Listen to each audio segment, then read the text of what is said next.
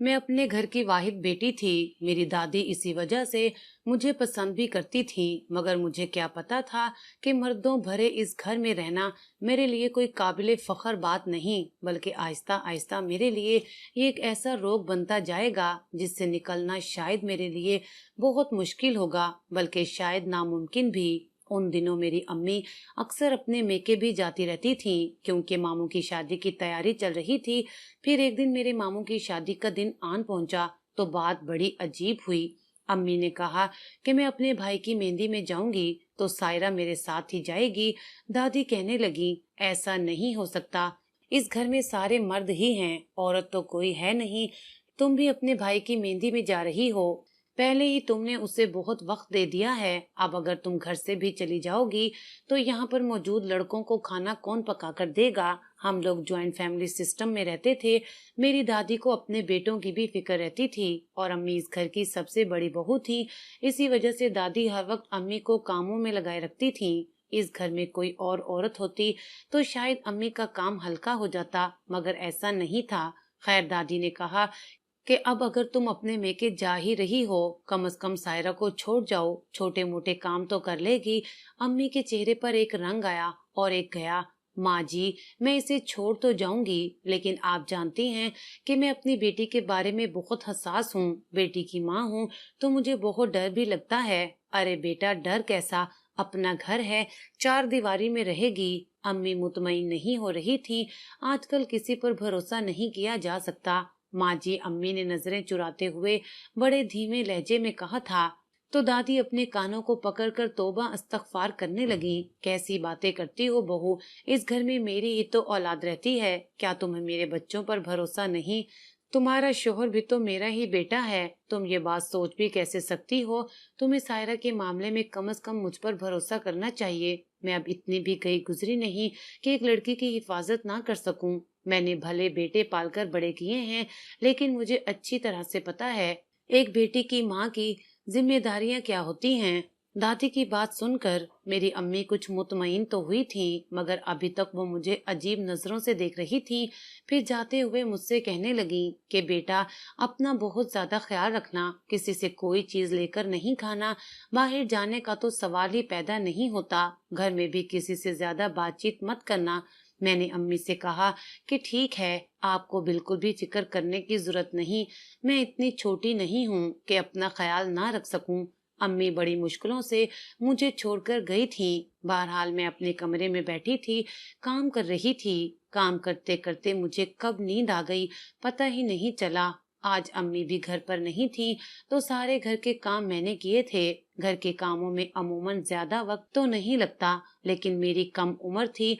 मैं तो मुश्किल सिंक तक पहुंच पाती थी, जहां मुझे बर्तन धोना पड़ते, लेकिन काम मैं पूरा करती थी। फुर्तीली भी थी, मैं ज्यादा काम कम वक्त में कर लेती थी। दादी ने मुझसे सारे घर के काम करवा लिए थे। खाना, बर्तन, सफाई, झाड़ू पोछा सब काम करने के बाद जब मैं अपने कमरे में आई तो मुझे पता ही नहीं चला कि कब मेरी आंख लग गई। जब मैं सोई तो मुझे कोई एहसास नहीं हुआ कि मैं सो गई हूँ, गहरी नींद में हूँ या कैसे किस हाल में पड़ी हूँ। अम्मा ने तो मुझे सख्ती से मना किया था कि अपने कमरे में दरवाजे को कुंडी लगाकर बैठना। बैठना तो दूर, मैं तो कुंडी लगाए बगैर ही सो गई थी। फिर खुदा जाने क्या हुआ, जब मेरी आंख खुली तो तकरीबन 3-4 घंटे गुजर चुके थे। मुझे बड़ा अजीब सा महसूस हो रहा था। मैंने इधर उधर देखा तो कमरे की चीजें थोड़ी थोड़ी बिखरी नजर आ रही थीं। मेरे हाथों में जो किताब थी वो दूर रखी हुई थी। मैं हड़बड़ाकर उठ बैठी। मैं तो चौंक कर रह गई थी। मेरी हैरत की इंतहा इसलिए भी ना थी कि मेरे सर पर जो चादर थी वो भी गायब थी। मैं कमरे को गौर से देखने लगी। ऐसा लग रहा था जैसे यहाँ कोई जिन भूत आया हो जिसने मेरी सारी चीजें बिखेर कर रख दी थी। मैंने फौरन से उठकर खुद को समेटा, मगर मुझे अपना आप बहुत अजीब महसूस हो रहा था। मुझे खुद में एक तब्दीली से महसूस हुई, मगर मैं समझ नहीं पा रही थी कि ये क्या है। काफी देर तक मैं यूं ही खुद को आईने में देखती रही। मुझे अपने बाल भी बिखरे बिखरे से महसूस हो रहे थे, लेकिन मुझे समझ नहीं आ रही थी कि हुआ क्या है। खैर, थोड़ी देर के बाद मैंने आकर बाहर पानी पिया। दादी अम्मा मुझे अजीब नजरों से देख रही थीं। बेटी, मेरे पास आओ, दादी ने मुझे गहरी पुरसोच नजरों से देखते हुए कहा। तो मैं जाकर उनके पास बैठी। क्या हुआ है दादी, मैंने उनसे पूछा। तो उन्होंने नफी में सर हिलाते हुए कहा कि कुछ नहीं, बस अपना ख्याल रखा करो और जब सोती हो तो अपने कमरे का दरवाजा बंद कर लिया करो। दादी के चेहरे पर भी हवाइयां उड़ी हुई थी, हालांकि मैंने उन्हें कभी इस तरह से नहीं देखा था। दादी तो हमेशा तसल्लियां दिया करती थी, पर आज उनकी नजरें भी अजीब थीं, उनका अंदाज भी बड़ा ही अनोखा था। मैंने इतना परेशान और इतना खोया हुआ उन्हें कभी भी नहीं देखा था। खैर, मैंने दादी से कोई बात नहीं छुपाई थी, ना ही दादी ने मुझसे कभी कोई बात ऐसी की कि मुझे उनसे फासला अख्तियार करना पड़ता। वो बहुत मोहब्बत करने वाली हस्ती थी। खैर, काफी देर गुजर गई थी। अब मुझे अम्मी के आने का इंतजार हो रहा था। शाम हुई, अम्मी जल्दी ही घर आ गईं। कहने लगी कि बेटी, मेरा दिल बहुत घबरा रहा था। ऐसा लग रहा था जैसे कुछ गलत हो जाएगा। अगर मैं घर ना गई तो शुक्र है कि मैं जल्दी घर आ गई हूँ। मैं अपनी बेटी तक पहुँच गई हूँ, वरना मैं वहाँ पर बेचैन हो रही थी। बस कल मेरे भाई की बारात है, वलीमा भी है, लेकिन 2-3 दिन के बाद है। तू मेरे साथ ही चलना और मेरे साथ रहना। मैंने अम्मी से कहा कि ठीक है। अगले दिन मैंने अपने मामू की बारात और वलीमे के लिए अपने घर से 3 दिन के कपड़े लेकर अम्मी के साथ चली गई। 3 दिन वहां पर मुझे बहुत मजा आया। मैंने खूब खाया पिया और अपनी कजन्स के साथ, अपनी सहेलियों के साथ इकट्ठी बैठी। हमने शादी में बहुत सारी बातें भी की थी। शादी से वापसी पर मेरा दिल बहुत उदास हो रहा था। नानी के घर से जाना मेरे लिए हमेशा से एक मुश्किल मरहला रहा था और इस बार तो बहुत ज्यादा उदासी हो रही थी। खैर, तकरीबन 1 हफ्ते के बाद हम लोग घर वापस आए। तो घर आते ही शाम के वक्त मेरी तबीयत खराब हो गई। मुझे ऐसा लगा कि मेरे पेट में कोई गड़बड़ हो रही है, उल्टी सी आ रही थी। मैंने फौरन जाकर अम्मा को ये बात बताई तो वो मुझे ही पीटने लगी। अरे बेटा, मैंने तुम्हें बहुत मना किया था, शादी वाला घर है, खाने पीने की कमी नहीं है, लेकिन तुम अपने पेट पर जुल्म ना करना। लगता है कि तुमने वहां पर बहुत ज्यादा खाना खा लिया, इसी वजह से तुम्हारा पेट खराब हो गया है। अम्मा ने मुझे डांटते हुए कहा था। नहीं अम्मा, पेट नहीं खराब हुआ, मैंने तो कुछ भी नहीं खाया था और पेट सुबह तक तो ठीक था। मैं वहां बैठी अपनी बातें सुना रही थी कि दादी बाहर आ गई। उन्होंने भी मुझसे हाल चाल पूछा। मैंने उनको भी एक ही बात बताई कि मेरा पेट खराब हो गया है और मुझे अभी अभी उल्टी आई है। दादी ने मुझे अजीब नजर से देखा, मगर कुछ बोली नहीं। बहरहाल 2-3 दिन गुजर गए। मेरी तबीयत भी खराब रहने लगी। मुझे नींद भी बहुत ज्यादा आती, कभी उल्टी सी आती और कभी कोई और बात हो जाती। अम्मा परेशान हो गई, बोली कि लगता है तुझे नजर हो गई है, मैं तुम्हें दम दरूद भी करूंगी तो तुम ठीक हो जाओगी। मगर मेरी हालत भी दिन ब दिन अजीब होती जा रही थी। अब तो मेरे पेट में भी अजीब सी सोजन थी, जिसे देखकर लगता कि मैं कोई बहुत बड़ी बीमारी में मुब्तला हूँ। एक दिन हम लोग हकीम के पास गए। अम्मा ने हकीम से कहा कि मेरी बेटी के पेट में सूजन बढ़ रही है, जो कि काफी दिन से है। हकीम ने कहा कि देखो बीबी, मैं तुम्हें ये नहीं कहता कि तुम अपनी बेटी पर शक करो, लेकिन एक बार जाकर लेडी डॉक्टर से अपनी बेटी को चेक जरूर करवा लो। आजकल कुछ पता नहीं चलता कि कोई बहुत बड़ी हर्निया जैसी बीमारी हो तो फिर तुम्हारी बेटी का क्या होगा। ये तो बहुत छोटी सी है। अम्मी तो हकीम साहब की बात सुनकर बहुत परेशान हो गई थी। मुझसे कहने लगी कि पता नहीं तुम्हें क्या हो गया है, किसी की नजर लग गई शादी में। मैं शादी में बहुत प्यारी लग रही थी, शायद इसी वजह से तुम्हें नजर लग गई है। मैं तुम्हें लेडी डॉक्टर के पास लेकर जाऊंगी, सुबह तुम तैयार रहना, लेकिन ये बात किसी को नहीं बताना। अगर तुम्हारी दादी को पता चल गया कि तुम बीमार हो तो वो मेरी जान खा जाएंगी, कहेंगी कि तुमने मेरी पोती को बीमार कर दिया। वो ये नहीं जानती कि मैं तुमसे कितनी मोहब्बत करती हूँ, बस हर वक्त मेरी माँ होने पर सवाल उठाती रहती हैं। इन बातों से मैं बहुत परेशान हो गई थी। वाकई में मेरा पेट बहुत अजीब अंदाज में बढ़ रहा था। ऐसा लगता था जैसे पेट में कोई चीज है, बस जिसे मुझे बाहर निकाल कर फेंक देना चाहिए और मेरा पेट फिर से सही हो जाता। लेकिन रफ्ता रफ्ता मेरी हालत बिगड़ती जा रही थी, यानी मेरे पेट की हालत बहुत खराब होती जा रही थी। 2 दिन मजीद गुजर गए थे। अम्मा मुझे अस्पताल लेकर गई। लेडी डॉक्टर ने मुझे देखा और फिर मेरा अल्ट्रासाउंड किया। अल्ट्रासाउंड करने के बाद वो बेचारी सी नजर से मेरी अम्मी को देखने लगी। मैं अच्छी तरह से जानती हूँ कि आपकी बेटी गैर शादीशुदा है। जी बिल्कुल, इसकी उम्र ही क्या है अभी शादी की। लेकिन आपको ये नहीं पता क्या, कि आपकी बेटी शादी के बाद की सारी हदूद पार कर चुकी है। लेडी डॉक्टर की बात सुनकर अम्मा को कुछ समझ न आई, तो उन्होंने उनसे खुलकर बात करने की दरखास्त की। तब लेडी डॉक्टर ने बताया कि आपकी बेटी उम्मीद से है और इसे उम्मीद से हुए काफी वक्त गुजर चुका है। अब ऐसा तो नहीं हो सकता कि आपकी बेटी पर मैं किसी किस्म का कोई तजर्बा करूं या कोई ऐसी दवा दूं जिससे आपको इस सारे मामले से निजात मिल जाए, क्योंकि 4 महीने से ज्यादा का वक्त गुजर चुका है और अभी मुमकिन नहीं। लेडी डॉक्टर ने तो एक ही सांस में सारी बातें कही थी, मगर मैं और अम्मा दोनों हक्का बक्का बैठे उसका मुंह देख रहे थे। अम्मा ने मुझे बड़ी गहरी नजर से देखा था। मुझे भी समझ आ गई थी कि लेडी डॉक्टर ने क्या कहा है। मैं एक बच्चे की माँ बनने वाली थी, लेकिन मैंने तो शादी ही नहीं की थी, तो मैं कैसे माँ बन सकती हूँ, मैंने दिल में सोचा। अम्मा ने उसी वक्त मुझे बालों से पकड़ा और मुझे जोर देकर पूछने लगी, सच सच बता दे, तूने क्या किया है, कहाँ जाकर मुंह काला किया, अब अपने माँ बाप का नाम रुस्वा करेगी। बेहया औलाद, मैंने तुझे इस दिन के लिए पाल पोस कर बड़ा किया था। अम्मा बहुत नाराज हो रही थी।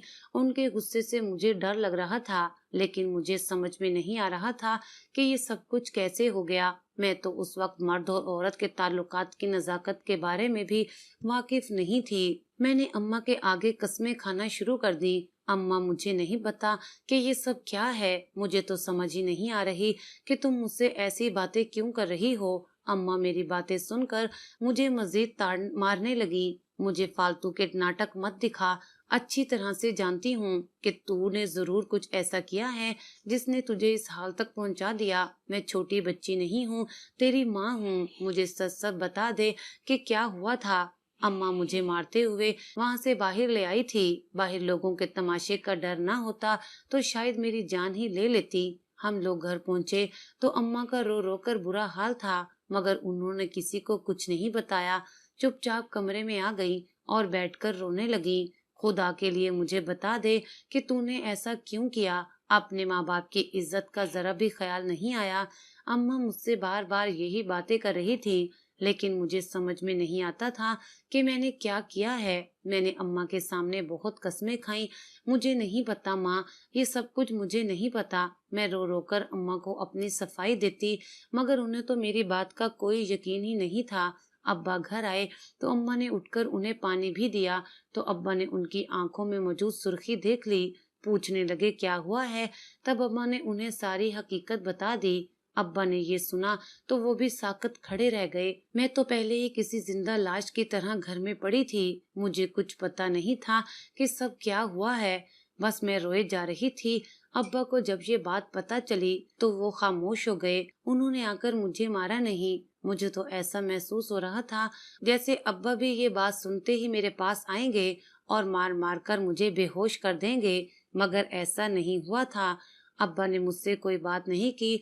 उन्हें गुस्सा तो बहुत आया था, जिसे मैं उनके चेहरे से देख चुकी थी, मगर वो बहुत ज्यादा पुरसुकून या फिर परेशान लग रहे थे। पुरसुकून इसलिए कह रही हूँ कि मुझे उनके चेहरे पर कोई तासुर नजर नहीं आया। मैंने अब्बा को गौर से देखा। गुस्से में वो बाहर निकल गए थे। उसके बाद अब्बा कहाँ गए मुझे नहीं पता। मैं और अम्मा उनका इंतजार करते रहे। रात का काफी पहर गुजर चुका था। जब अब्बा घर वापस आए, कहने लगे कि ये बात किसी बड़े को पता ना चले, ना ही माँ जी को और ना ही अब्बा जी को। मेरे अब्बा ने ये ऐलान तो कर दिया था कि किसी को इस बारे में पता नहीं चलना चाहिए, लेकिन आखिर इंसान कब तक इतनी बड़ी बात छुपा सकता है। बिलाखिर ये बात मेरे छोटे भाई को भी पता चल गई। दादी को भी जब इस बात का अंदाजा हुआ, उन्होंने तो आसमान सर पर उठा लिया। कहने लगी, जरूर ये कसूर तुम्हारी बेटी का ही है। अरे इसीलिए मुझे बेटियों से नफरत है, बेटियों से नहीं, उनके नसीब से डर लगता था मुझे। और देखो तुम्हारी बेटी ने क्या गुल खिला दिया। मुझे तो अब इसके किरदार से भी डर लगता है। पता नहीं ये गुनाह करने की लत इसे कहाँ से पड़ गई। हमारे खानदान में तो ऐसा कोई भी नहीं है। अस्तगफिरुल्लाह, कैसी कैसी औरतें ले आई। हम लोग जिनकी औलाद उन्हीं के नक्शे कदम पर चल रही है। दादी गोया मेरी अम्मी को ये बातें सुना रही थी, मगर अम्मी थी कि गम से बेहाल, उन्हें समझ नहीं आ रहा था कि वो क्या करें। ایک تو میری دادی، پھر اس گاؤں کے بہت سارے ایسے گھرانے جو ہماری کوئی کمزوری ڈھونڈنے پر جیسے دن رات کام کر رہے تھے، انہیں اگر پتہ چل جاتا تو پھر کیا ہوتا۔ میرا دل پوری طرح سے رو رہا تھا، میرا کوئی قصور نہیں تھا، تو پھر میرے ساتھ ایسا کیوں ہوا تھا؟ لیکن ابا نے آہستہ آہستہ اس بات کو قبول کرنا شروع کر دیا تھا۔ ایک دن ابا نے دادی کے سامنے ایسی بات کہہ دی جس کا میں گمان بھی نہیں کر سکتی تھی۔ امی، یہ میری بیٹی ہے، میری اولاد ہے، مجھے اس پر پورا یقین ہے۔ اس نے آج تک مجھ سے کسی گڑیا کے کھلونے کی فرمائش بھی نہیں کی، تو یہ میرے لیے اتنا بڑا گڑھا کیسے کھول سکتی ہے؟ آپ کو ضرور کوئی غلط فہمی ہوئی ہے۔ میں اپنی بیٹی کا بھرپور ساتھ دوں گا اور آخری سانس تک دیتا رہوں گا۔ ابا نے دادی کے سامنے یہ بات کی تو دادی ہوا میں ہاتھ ہلا کر بولی، اچھی طرح سمجھتی ہوں کہ یہ ساری پٹی تمہاری بیوی کی پڑھائی ہوئی ہے۔ دیکھیں اماں، میں کچھ نہیں جانتا، لیکن مجھے اپنی اولاد اتنی ہی پیاری ہے جتنا آپ کو میں پیارا ہوں۔ ابا نے اس بات کو سیدھا دادی کے سامنے رکھ دیا تھا، اور دادی اماں نے ابو سے ناراضگی کا اظہار کیا اور کہا کہ تمہیں چاہیے کہ تم اپنی بیٹی کی شادی کر دو۔ اماں جی، کس سے شادی کروں؟ پہلے تو میں وہ مجرم ڈھونڈوں گا جس نے میری بیٹی کے ساتھ یہ ظلم کیا ہے، پھر اسے سزا دوں گا، اس کے بعد اپنی بیٹی کی شادی کے بارے میں بھی سوچ لوں گا۔ اچھا، تو اب کیا تو پورے گاؤں میں ہماری عزت اچھالتا پھرے گا؟ دادی اماں نے سخت لہجے میں ابا سے کہا، تو ابا نے مسکرا کر ایک ہی جواب دیا، اماں، مجھے پورا یقین ہے کہ میری بیٹی کا گاؤں کے کسی آدمی سے چکر نہیں ہے۔ جو کچھ بھی ہوا ہے وہ اسی گھر کی چار دیواری کے اندر ہوا ہے۔ مجھے اپنی بیٹی پر یقین ہے، لیکن آپ کی اولاد پر نہیں۔ معاف کیجیے گا ماں، آپ کہتی تو ہیں نا کہ آپ کو اپنی اولاد پر پورا یقین ہے، پر آپ کی اولاد باہر کیا کیا کرتی پھرتی ہے، اس بات کا آپ کو ذرا بھی اندازہ نہیں۔ آپ تو بس اپنے بیٹوں کی غلط حمایت کرتی ہیں، الٹی سیدھی صحیح غلط آپ کو اس بات سے کوئی فرق نہیں پڑتا کہ آگے کیا ہو رہا ہے، صحیح ہے یا غلط ہے، بس آپ اپنے بیٹوں کا ساتھ دیتی ہیں۔ سائرہ بھی آپ کی پوتی ہے اور آپ کا خون ہے۔ آپ اسے اپنا سمجھنا شروع کریں گی تو آپ کو اندازہ ہوگا کہ میری بیٹی میں ایسی کوئی برائی نہیں جس کا اتنا سخت نتیجہ ہمیں ملتا۔ یہ ہمارے ساتھ ظلم ہوا ہے اور میں اس ظلم کی تفتیش کر کے رہوں گا۔ میں اس مجرم کو ڈھونڈ نکالوں گا جس نے میری بیٹی کی زندگی برباد کر دی ہے۔ اب باقی اس بات پر میری دادی کو سخت غصہ آیا، کہنے لگی کہ تم میرے دوسرے بچوں پر الزام لگا رہے ہو صرف اپنی بیٹی کی خاطر، تم میرا گھر کیوں تباہ کرنا چاہ رہے ہو؟ ابا نے کہا کہ اگر قصور میری بیٹی کا ہوا تو پھر میں ہمیشہ کے لیے اس گھر سے چلا جاؤں گا، حصہ بھی نہیں مانگوں گا، لیکن اگر قصور آپ کے بیٹوں میں سے کسی کا ہوا تو نہ صرف آپ اسے گھر سے بلکہ اپنی جائیداد سے بھی آگ کریں گی۔ دادی اماں کو یہ بات بری تو بہت لگی تھی، لیکن ابا نے کیونکہ شرط بڑی کڑی رکھی تھی اور یہ بھی کہا تھا کہ میں غلط ہونے کی صورت میں اپنی جائیداد سے دستبردار ہو جاؤں گا، تو اب میرے گھر کے سبھی لوگوں یعنی سبھی مردوں کو ٹیسٹ بھی کروانا تھا، جس سے پتہ چل سکتا کہ میرے پیدا ہونے والے بچے کا باپ کون ہے۔ اگر یہ پتہ چل جاتا تو ظاہر مجرم کا تو پتہ چل ہی جانا تھا، اور پھر ایسا ہی ہوا۔ ابا نے میرے گھر والوں کی لاکھ مخالفت اور تانوں کے باوجود بھی ہر طرح کے ٹیسٹ کروائے، اور ان ٹیسٹوں کے نتیجے نے نہ صرف دادی اماں کا بلکہ ابا جان کا بھی منہ بند اور آنکھیں کھول کر رکھ دی تھیں، کیونکہ ٹیسٹ کے مطابق میرا مجرم کوئی اور نہیں بلکہ میرا چھوٹا چچا تھا، جس کی عمر بامشکل 20 سال تھی، لیکن چونکہ وہ ایک درندہ تھا اس سے کسی کی بھی عزت محفوظ نہیں تھی۔ دادا نے میرے ابا جان سے معافی مانگی اور کہا کہ بیٹا، میں آئندہ کے بعد جلال سے کوئی رشتہ نہیں رکھوں گا۔ اس نے جو تمہاری بیٹی کے ساتھ ظلم کیا اور ہم نے جو تمہیں اس کا جواب دیا، میں اس پر ہمیشہ شرمندہ رہوں گا۔ ابا تو شرمندہ ہو گئے تھے۔ میرے دادا ابو نے بظاہر اس بات کو قبول کر لیا تھا کہ ان کا چھوٹا بیٹا ان کی نسل سے ہی نہیں ہے، لیکن اسی چھوٹے بیٹے کے اس غم نے دادا ابو کی جان لے لی تھی۔ وہ اس دنیا سے چلے گئے تھے۔ مجھے آج بھی اس بات کا افسوس ہے کہ دادا جان کو خواہ مخواہ ہماری وجہ سے تکلیف اٹھانا پڑی، جبکہ وہ بہت نیک شخصیت کے مالک تھے۔ اللہ تعالیٰ انہیں جنت میں جگہ عطا فرمائے اور میرے بابا کا سایہ میرے سر پر قائم رکھے۔